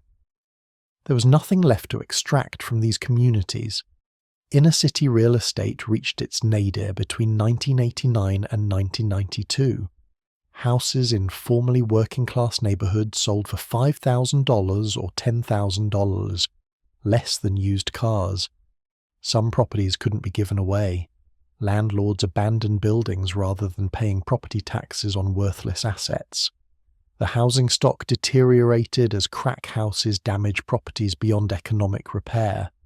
Entire blocks became urban prairies as houses collapsed or were demolished. Community responses finally gained traction after years of ineffectual efforts. Black churches that had struggled to address crack in its early years developed intervention programs based on lived experience rather than textbook theory. These programs were led by people from affected neighborhoods who understood crack's appeal and could communicate with users in ways social workers from outside communities couldn't. The cultural competence made the programs more effective than government initiatives. Mothers organized marches through crack-infested neighborhoods, reclaiming public spaces through sheer presence. Groups like the Mothers Against Violence walked streets where dealers operated, standing on corners during peak dealing hours, making the dealers uncomfortable enough to move. The mothers weren't armed and had no legal authority, but their moral presence disrupted business. Some dealers wouldn't sell crack in front of someone's grandmother. Ex-addicts became the most effective intervention agents. People who'd survived crack addiction and achieved sobriety understood the drug's pull in ways non-users never could. They could spot manipulation, recognize the rationalizations addicts used, and counter-arguments for continued use with personal testimony. Government programs began hiring former addicts as outreach workers, finally acknowledging that street credibility mattered more than professional credentials. The crack house cleanup campaigns targeted the physical infrastructure supporting addiction, Community groups identified abandoned buildings being used for crack, then pressured cities to demolish or secure them. Every crack house destroyed eliminated one location where users could disappear for days. The campaigns didn't stop crack use but made it less convenient, increasing the friction between craving and consumption. Grassroots treatment programs emerged because government treatment capacity remained inadequate. Churches converted basements into meeting spaces for support groups. Community centers offered counseling. Ex-addicts opened sober living houses in their own homes. These programs lacked the resources and professional staff of formal treatment centers, but they existed in the neighborhoods where addicts lived and operated with cultural understanding that mainstream programs lacked. The pharmaceutical landscape shifted in ways that affected crack's market position. By 1990, other drugs were competing for the same desperate population that crack had dominated. Methamphetamine began appearing in some cities, offering a different stimulant experience at similar prices. Heroin made a comeback in some markets as users sought relief from crack's intense crash. The drug market diversified, fragmenting crack's customer base. PCP usage declined as crack rose, but other drugs filled niches crack couldn't satisfy. Some users wanted depressants rather than stimulants, turning to heroin or prescription pills. Others wanted hallucinogens. The drug economy was developing variety, giving users choices they hadn't had when crack was the only cheap option available. Market competition affected crack sales just like it affected legitimate businesses. Crack quality began declining as manufacturers cut the product, with adulterants to increase profit margins. Users who'd experienced pure crack in 1985 were getting increasingly impure product by 1990. The high was less intense, the satisfaction was lower. Repeat customers were less loyal when the product quality was inconsistent. Drug dealing, like any business, suffered when quality control failed. The crack cooking process itself was being undermined by counterfeit products. Street-level dealers sometimes sold fake crack, substances that looked like crack but contained little or no cocaine. Users would smoke these fake rocks and feel nothing, or feel effects from adulterants rather than cocaine. The market was being poisoned by fraud in ways that reduced customer trust and product reputation. Law enforcement pressure, while failing to stop crack initially, eventually contributed to its decline through sheer attrition. Hundreds of thousands of dealers had been arrested and imprisoned between 1986 and 1992. This didn't stop dealing. New dealers replaced imprisoned ones, but it disrupted the infrastructure and accumulated knowledge. Each generation of dealers was slightly less competent than the previous one. The incarceration wave also removed many young men from neighborhoods at ages when they'd typically be recruiting the next generation into the drug trade. A 16-year-old in 1986 might have recruited his 12-year-old brother into dealing by 1990. But if that 16-year-old was in prison, the recruitment didn't happen. The mass incarceration, despite its racial injustice, did interrupt some transmission of drug trade knowledge and networks. Economic conditions improved marginally in some cities during the early 1990s. The recession of 1990-1991 was relatively mild compared to the early 1980s downturn that had preceded crack's emergence. Employment rates increased slightly. This wasn't prosperity. These neighborhoods remained poor, but any improvement in legitimate economic opportunities reduced crack's relative appeal. A person who could earn $300 weekly at a legitimate job was less likely to risk prison dealing crack. The crack-affected generation was aging into their late 20s and early 30s by 1992. The survivors who hadn't died, been imprisoned, or burned out completely had accumulated enough life experience to develop coping mechanisms. Some achieved sobriety, others maintained functioning addiction, using crack periodically rather than compulsively. The cohort was aging out of the highest risk period for drug-related death and incarceration. Teenage crack use rates, measured through surveys, showed steady declines from their 1987-1989 peak. Fewer young people were trying crack for the first time. This was crucial. Drug epidemics sustained themselves through new users replacing lost users. When recruitment declines while existing users age or die, the epidemic shrinks naturally. The anti-crack sentiment among young people in affected communities was organic, not created by government programs. AIDS emerged as a competing health crisis by 1990, creating unexpected interactions with the crack epidemic. Many crack users were also injection drug users, exposing them to HIV through shared needles. The sexual economy around crack spread HIV through unprotected sex. As AIDS deaths mounted, the crack epidemic's death toll was joined by, and sometimes masked by, AIDS mortality. The dual epidemics created cascading health crises. The visible face of crack addiction by 1991 was different from 1987. The hardcore users still smoking crack were mostly homeless, or nearly homeless, visibly deteriorated, often mentally ill from years of drug-induced psychosis. They were living cautionary tales, so obviously damaged that new users could look at them and understand their own potential futures. The glamour and excitement of crack's early days had been replaced by visible horror. Crack houses began closing not through police action, but through simple abandonment. The customer traffic declined. The profits dropped. Dealers found other locations or other drugs to sell. Buildings that had operated as 24-hour drug markets for years suddenly sat empty. Some were demolished. Others were eventually reclaimed by community groups or developers buying distressed properties. The statistical decline was undeniable by 1992. Emergency room mentions of crack peaked at 142,000 in 1989, then fell to 124,000 in 1992.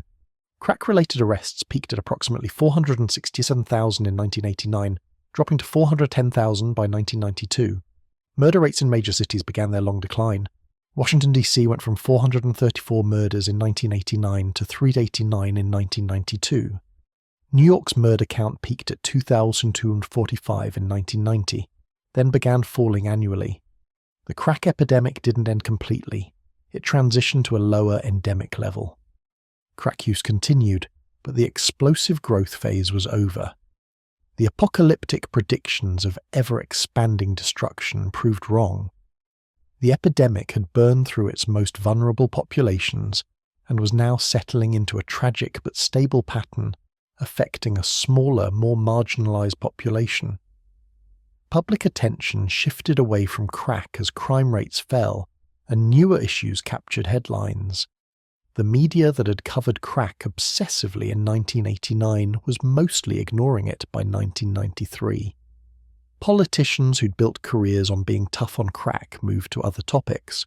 The neighborhoods still struggling with crack's aftermath found themselves abandoned by the same government and media attention that had previously pathologized them. The people most affected by crack's rise and fall, the addicts, their families, the imprisoned, the children raised by grandmothers, received no recognition that the crisis was evolving. Their communities remained devastated, but the resources and attention that had poured into law enforcement were not redirected to reconstruction and recovery. The neighborhoods were expected to heal themselves after being systematically destroyed. The full scope of destruction became measurable only after the acute crisis subsided. Between 1984 and 1994, approximately 5 to 6 million Americans used crack cocaine at least once. Of those, perhaps 2 million developed serious addictions requiring treatment or resulting in death, imprisonment, or permanent disability. These numbers were conservative estimates. The actual totals were likely higher because crack use occurred primarily in populations that evaded accurate statistical measurement. The incarceration legacy was permanent for hundreds of thousands of people. By 1995, over 500,000 Americans were imprisoned for crack-related offences at federal, state and local levels. These weren't short sentences. Federal crack defendants received an average sentence of 11 years. State sentences varied but typically range from 5 to 15 years for dealing charges.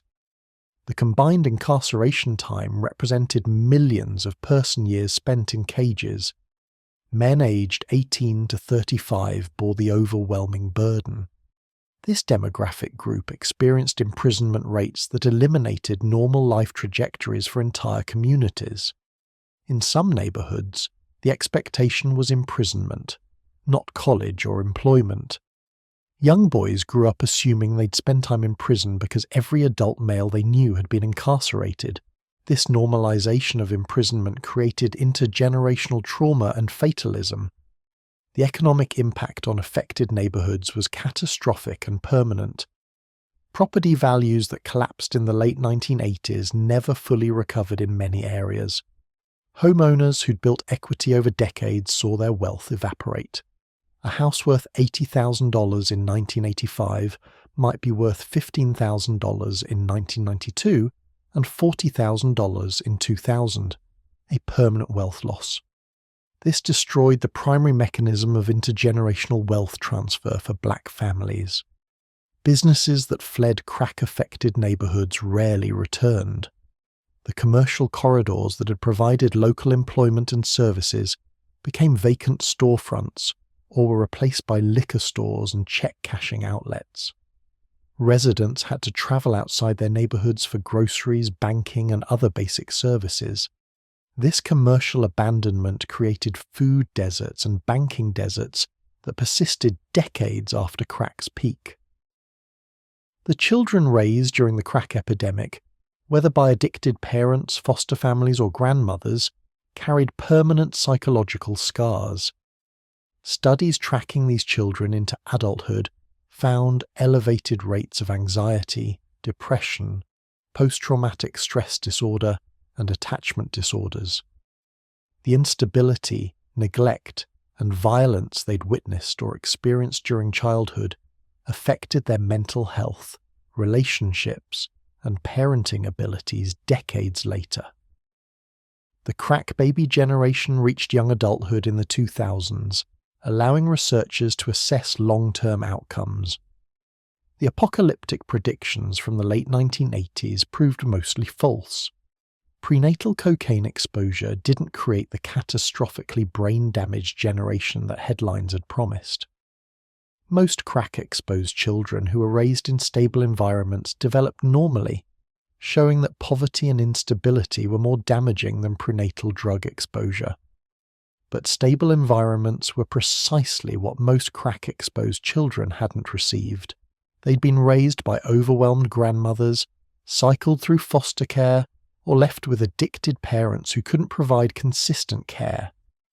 These environmental factors produced developmental delays, educational struggles, and behavioral problems that research had wrongly attributed to prenatal cocaine exposure. The children weren't damaged by cocaine. They were damaged by crack's destruction of their families and communities. Educational outcomes in crack-affected neighborhoods showed permanent impacts. Schools in these areas saw achievement gaps widen during the epidemic and never close. Students whose parents were addicted, imprisoned, or dead struggled academically. The schools themselves were disrupted by violence, underfunded due to declining property values, and unable to attract experienced teachers. An entire generation received inferior education. High school graduation rates in some neighborhoods dropped below 50% during the epidemic's peak. These students didn't suddenly become more capable after crack declined. They entered the labor market without diplomas, limiting them to low-wage service jobs or unemployment. The educational damage created permanent economic disadvantage that no amount of post-crisis intervention could fully remediate. The family structure destruction was perhaps crack's most enduring legacy. Traditional two-parent households that had existed before crack often didn't survive it. Even after addicted parents achieved sobriety, the relationships with their children were permanently altered. The children remembered abandonment, neglect, and betrayal. Rebuilding trust took years when it was possible at all. Extended kinship networks that had functioned for generations were severed. Family members who'd stolen from each other, betrayed each other, or enabled each other's addictions couldn't simply resume normal relationships after sobriety. The social capital that had allowed black communities to survive slavery, Jim Crow, and systemic poverty was depleted in ways that were hard to measure but impossible to miss. Grandmothers who'd raised their grandchildren often died before those children reached adulthood, creating another abandonment cycle. A child raised by their grandmother from ages 3 to 15 might lose that grandmother to age-related illness, forcing them into foster care at 16. These children experienced abandonment by parents to crack, then abandonment by grandparents to death. The compounded trauma was extraordinary. The health consequences for survivors extended far beyond the addiction itself. Crack lung disease caused permanent respiratory damage that affected users decades after they quit. Cardiovascular damage from crack's effects on blood pressure and heart rate created elevated risks for heart attacks and strokes in middle age. Former crack users in their 40s and 50s had health profiles resembling those of people 20 years older. Dental destruction was nearly universal among long-term crack users. The combination of neglected hygiene, malnutrition, and crack's chemical effects on oral health left many users with severe tooth decay or complete tooth loss by their 30s. The dental damage was permanent and expensive to repair, if repair was even possible. Many former users lived with chronic pain and inability to eat normally. Mental health impacts included depression, anxiety disorders, and in severe cases, permanent drug-induced psychosis. Some long-term crack users developed schizophrenia-like symptoms that persisted years after they stopped using.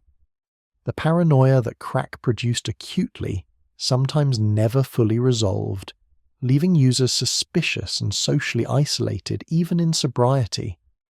The psychiatric damage was often as disabling as the physical damage. HIV and AIDS ravaged the crack-using population through sexual transmission and needle sharing among dual users. By the mid-1990s, crack users represented a significant portion of new HIV infections in urban areas. The virus spread through the sexual economy around crack and through the sharing of injection equipment by users who mixed crack with heroin. The dual epidemics created a syndemic where each disease worsened the other's impact. Women who'd worked as prostitutes during their crack addiction faced lasting consequences, even after achieving sobriety. Many had contracted sexually transmitted diseases including HIV. Others dealt with trauma from sexual violence they'd experienced. The psychological damage from having traded sex compulsively was often more difficult to overcome than the physical addiction. Shame and self-hatred persisted years into recovery. The children born to crack-addicted mothers, even those not directly affected by prenatal exposure, grew up with adoption or foster care trauma.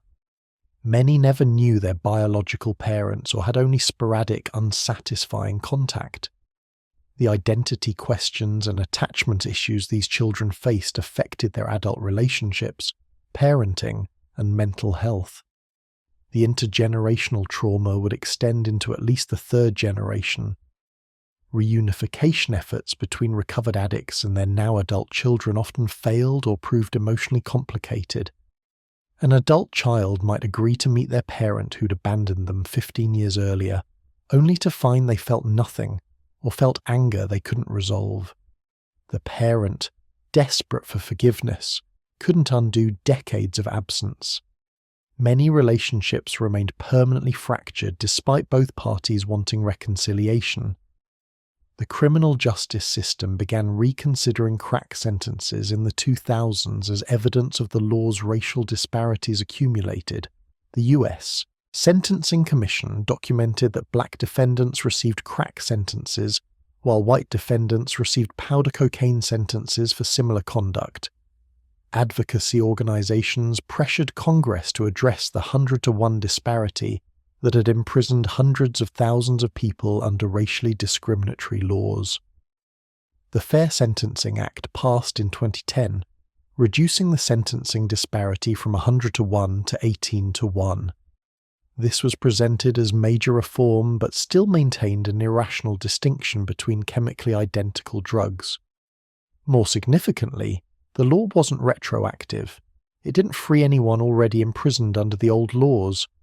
The hundreds of thousands of people serving draconian crack sentences remained in prison.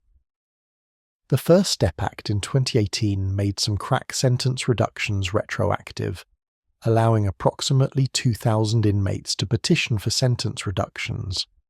This was a tiny fraction of the people imprisoned under discriminatory crack laws. Most remained incarcerated or had already served their full sentences. The legal reform came decades too late for the majority of crack defendants, who'd lost years or decades to racially motivated sentencing laws.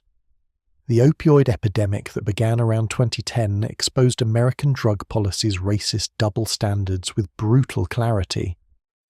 When opioid addiction primarily affected white suburban and rural communities, the response emphasized treatment, harm reduction, and compassion. Opioid users were described as patients needing help, not criminals requiring punishment. Naloxone distribution was encouraged. Medication-assisted treatment was expanded. This compassionate response contrasted starkly with crack's treatment. Black crack users had been demonized, imprisoned, and their children removed, while white opioid users received sympathy, treatment, and their families kept intact. The different responses to chemically similar crises, both involving highly addictive drugs causing similar social devastation, revealed that policy was driven by the race of the affected population, not the severity of the public health problem. Public health experts who studied both epidemics documented the disparate responses, but struggled to force policy changes that would acknowledge the racism underlying drug enforcement. The political establishment refused to admit that crack laws had been motivated by racial animus, or that the opioid response was shaped by the victim's whiteness. The official position remained that each crisis was handled appropriately, given its specific circumstances. Crack users watching the opioid epidemic's sympathetic coverage experienced bitter vindication and renewed trauma. They'd been called super predators, crack whores, and crack babies while receiving punishment instead of treatment. Now they watched white opioid users called victims of an epidemic who deserved medical help. The message was clear. Their suffering hadn't mattered because of their race. The neighborhoods devastated by crack remained economically depressed decades later. By 2020, many crack-affected areas from the 1980s still had elevated poverty rates, low home ownership rates, struggling schools, and limited commercial activity. The physical and social infrastructure destroyed during the epidemic had never been rebuilt. The promised urban renewal never materialized. Gentrification eventually reached some crack-affected neighborhoods, but this wasn't recovery, it was displacement. When property values finally increased, the original residents couldn't afford to stay. They'd lost their homes during the epidemic or lacked resources to maintain properties until values recovered. New, wealthier residents moved in, completing the community destruction that crack had begun. The total economic cost of the crack epidemic was incalculable. Direct costs included law enforcement expenses, incarceration costs, emergency medical care, foster care, and lost productivity. These reached tens of billions annually at the epidemic's peak. Indirect costs included lost wages from incarceration, reduced property values, lost tax revenue, and intergenerational poverty transmission. Conservative estimates placed total costs in the hundreds of billions. The social and psychological costs defied quantification. How do you measure the value of destroyed families, traumatized children, murdered young men, and decimated communities? How do you calculate the cost of talent wasted, potential unrealized, and lives cut short? The crack epidemic stole futures from hundreds of thousands of people who might have been doctors, teachers, artists, or engineers. The final bitter irony was that crack proved the fragility of social order. The drug demonstrated that functional communities could be transformed into war zones within months. It showed that family structures surviving centuries of oppression could be shattered in a single generation. It revealed that the difference between civilization and chaos was thinner than anyone wanted to believe. Just one cheap, highly addictive drug and 5 years of exponential growth. The lessons went unlearned. When the opioid epidemic emerged, America repeated many of the same mistakes, initially denying the problem's severity, then responding punitively before eventually adopting public health approaches. The crack epidemic could have taught that addiction requires treatment, not punishment. That drug epidemics emerge from social conditions, not moral failings, and that racist policy responses cause harm beyond the drugs themselves. Instead, the crack epidemic's primary legacy was mass incarceration of Black Americans, permanently destabilized urban neighborhoods, and intergenerational trauma that would affect communities for decades. The drug destroyed one generation in 5 years. The policy response destroyed 2 more generations over 30 years. And the country moved forward without acknowledging what it had done, much less attempting repair.